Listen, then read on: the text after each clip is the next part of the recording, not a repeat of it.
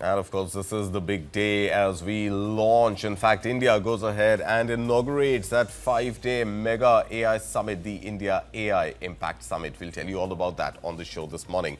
Well, starting today, India is set to host one of the biggest tech gatherings of the decade, the India AI Impact Summit 2026. For 5 days starting today, Bharat Mandapam will play host to the first global AI summit to be held not just in India, but in the global south. Prime Minister Narendra Modi is expected to address the main plenary on February 19th, alongside a long list of global tech leaders and policymakers. Now, among the biggest names expected at the event are Google CEO Sundar Pichai and OpenAI's Sam Altman.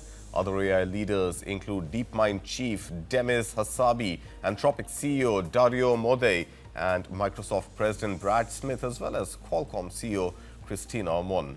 Now, the summit is also drawing an equally strong political participation. Remember, artificial intelligence is no longer just about technology. It is fast becoming a pillar of global diplomacy, economic strategy, and even national security. Now, 7 presidents, 2 vice presidents, and 9 prime ministers have confirmed their presence to the India AI Impact Summit. The list includes Brazil's Luiz Inácio Lula da Silva and France's Emmanuel Macron, among other presidents. Macron is also expected to land in India shortly. Remember, for India, the AI disruption is both an opportunity for growth but also a challenge for its IT services industry that faces strong AI headwinds. The India AI Impact Summit is organized around 3 pillars, or what the government calls sutras, and these 3 are people, planet, and progress. Now, these are then divided into 7 working tracks or chakras covering AI skilling, social inclusion, safety, research, sustainable computing, democratizing access, and economic growth. Now, over 700 sessions across 5 days will tackle AI safety, governance, data protection, sovereign AI, and the future of jobs, while also highlighting how AI can empower farmers, startups, and small businesses. A major focus this year is real-world AI deployment, not just policy debates. Officials say the summit will showcase applications already being used across agriculture, healthcare, education, governance, and financial services. From remote medical diagnostics to multilingual AI tools for farmers and fraud detection systems, the emphasis is on solutions that can scale across developing economies. Beyond policy discussions, the summit is also designed to engage innovators and young developers. Competitions like AI for All and AI by Her offer top prizes of 2.5 crore rupees, while Yuv AI, a program for innovators aged 13 to 21, carries awards worth up to 85 lakh rupees. There's also the India AI Tinkerpreneur Bootcamp aimed at school students, highlighting the government's push and to build early-stage AI talent.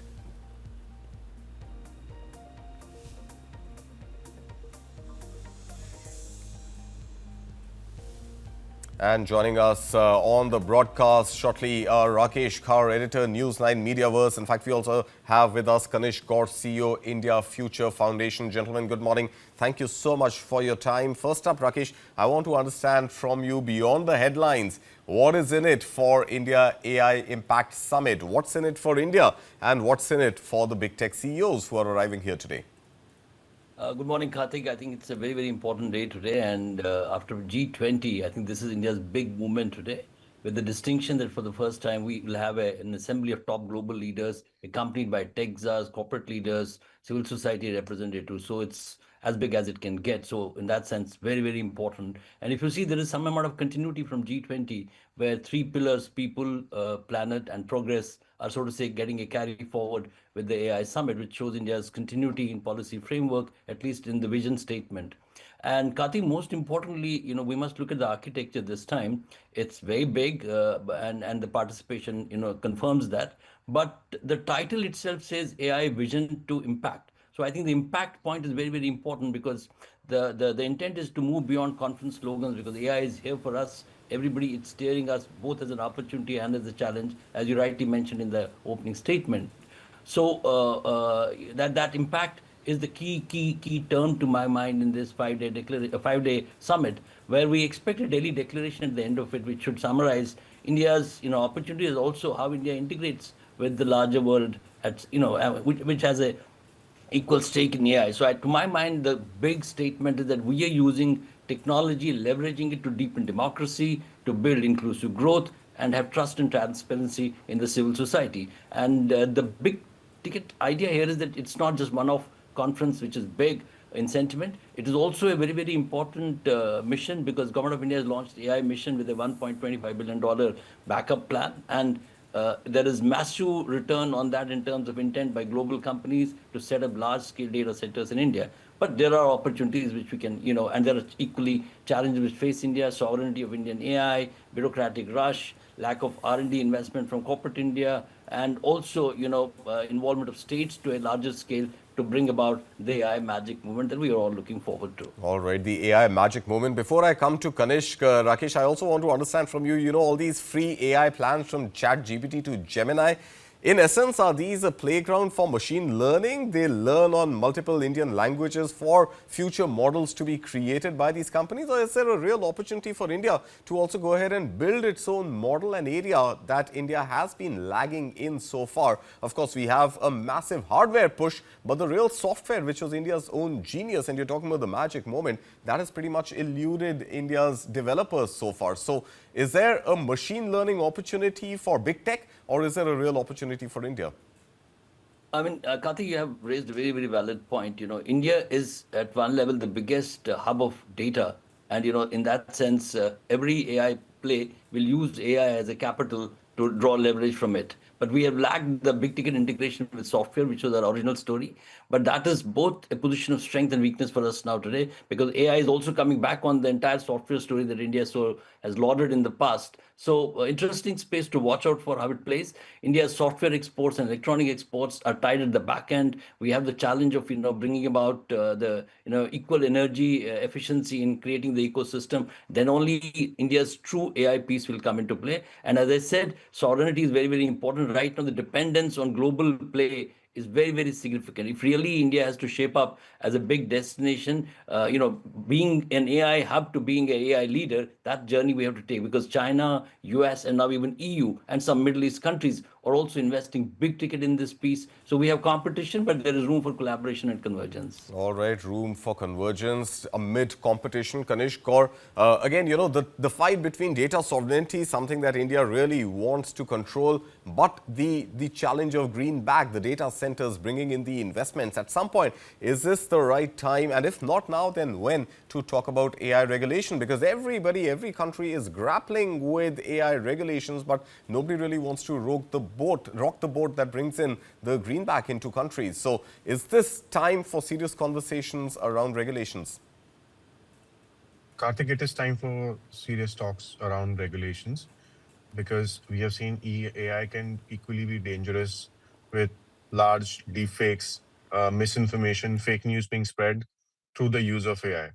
We have seen Ministry of Electronics has come out with guidelines on controlling deepfakes or reporting and taking them down, particularly impacting the big tech. So until and unless we don't have a full-fledged law on AI regulation, it is going to be really difficult to safeguard against AI threats. What you need today is trust and safe AI, which could be democratized across this country, and it could be used for larger growth. Hence, AI regulation is extremely important at this point of time. Time and again, global leaders have pointed out about the dangers which AI has got us into. Even the developers of AI, recently, a safety developer of AI tech company pointed out the kind of issues it could create and how it could be misused as well. So it's the right time and the right platform and the right forum to introduce AI regulations. And India could be a global leader, because so far we have seen limited AI regulations coming in. EU has been at the forefront. We have seen G7 coming and talking about regulations. But when it comes to India's own sovereignty, a stronger AI regulation would set up the right precedents.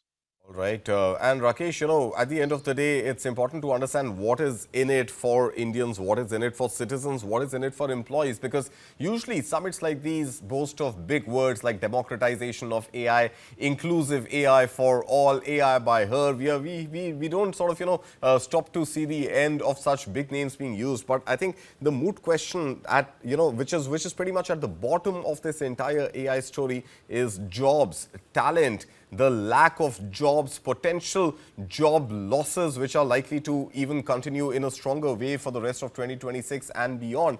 And of course, not enough being done for developing R&D, developing skills, developing a talent pipeline. So at the end of the day, it boils down to, is AI going to take away jobs or is AI going to create jobs? And there are no real answers yet, are there? No, we don't have any real answers as of now, Karthik. I agree with you. But remember, AI is a moving landscape, and AI is at a global play. We can't have an independent regulatory framework because it can't possibly be practical to have a completely independent regulatory framework because it's tied into the larger global play. Because we have global, major tech companies investing in India. How do they play?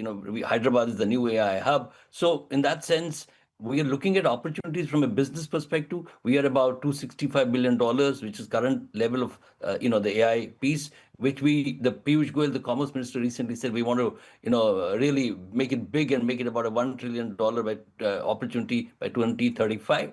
That's the big picture. But yes, at the micro level, which is very, very important from a citizen perspective, from a job perspective, we don't have a clear answer on whether AI will take more jobs or it will generate more jobs. And I don't think only India has this challenge. This is a global challenge.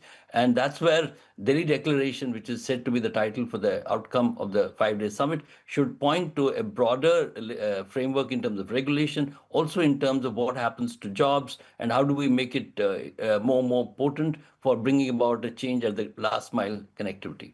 All right, Rakesh Kar, Kanish Kaur, thank you so much for your time. Of course, we will keep tracking this AI story, not just this week, but pretty much through the year and for years to come. Meanwhile, sticking with the India AI Impact Summit, just ahead of this summit, OpenAI CEO Sam Altman has said India has, and I quote him, all the ingredients to emerge as a full-stack AI leader, pointing to its deep tech talent, strong policy push, and rapid adoption of artificial intelligence. Altman highlighted the India AI mission's focus on expanding compute capacity, supporting startups, and scaling multilingual AI across healthcare, agriculture, and public services. He noted India now has nearly 100 million weekly AI users and the largest number of students on ChatGPT globally. Emphasizing access, adoption, and agency as key pillars, Altman also stressed that trust, safety, and infrastructure will be crucial as AI redefines India's digital future.